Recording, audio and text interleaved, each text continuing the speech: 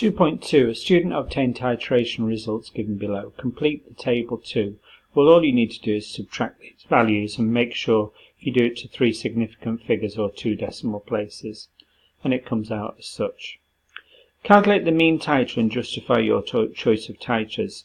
So for the results to use, they need to be 0.1 apart or less, no more than 0.1 apart. Those are called concordant results. So 4.5 is far apart from the others, that's not surprising, it's a rough titration, and between these two, these are 0.2 apart, so they're too far apart. Those are 0.25 apart, so those are too far apart.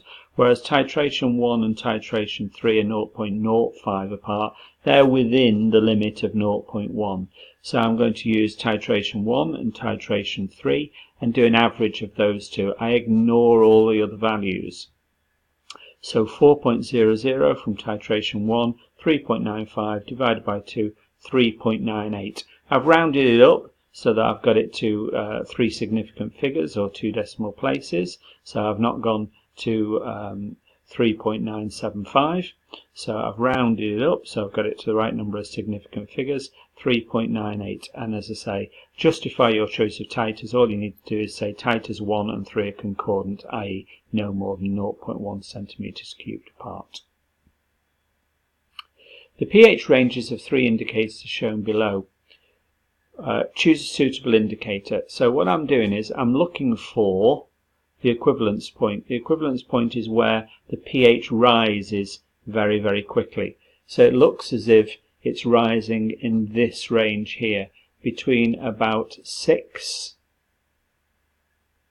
or 7, and around about 11, somewhere around that range. So I've got to try and find an indicator that works within that range. So my answer is 3.8 to 6.4. No, 3.8 is below where it's rising at 7, 6, 7, 6, 7 to 11, 6 or 7 to 11, 6 or 7 to 11. Could be bromothymol blue, I suppose. 6 is right on the limit. I probably want 7. 7 is where it's starting to rise quickly. 7. Thymol blue, 8 to 9.5.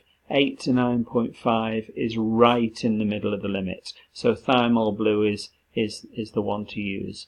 Bromothymol blue is a little bit low at 6. It's not quite started on the equivalence point.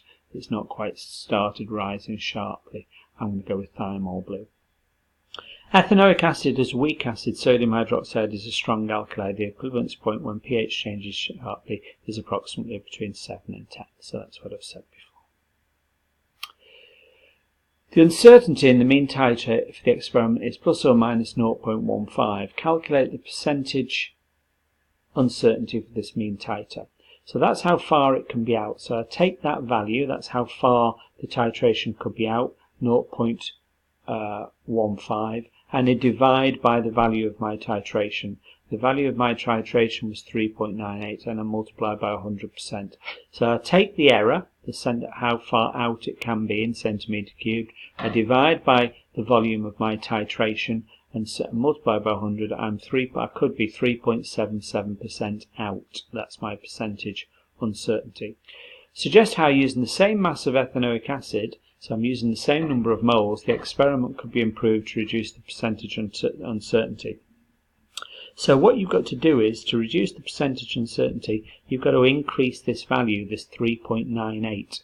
That's the amount of sodium hydroxide that I've added to react with the ethanoic acid. If I make that number larger, 0.15 divided by a larger number will give a smaller percentage uncertainty. So I've got to increase the amount that I titrate. 3.98 isn't a very large amount to titrate of the sodium hydroxide. That's not a very large amount to come out of a burette. So how could I get more sodium hydroxide to come out of the burette? I would dilute it. So use a lower concentration of sodium hydroxide or dilute the sodium hydroxide, that would be fine, so that a larger titration is required. A larger volume from the burette is required. That's going to lower the percentage uncertainty in the titration.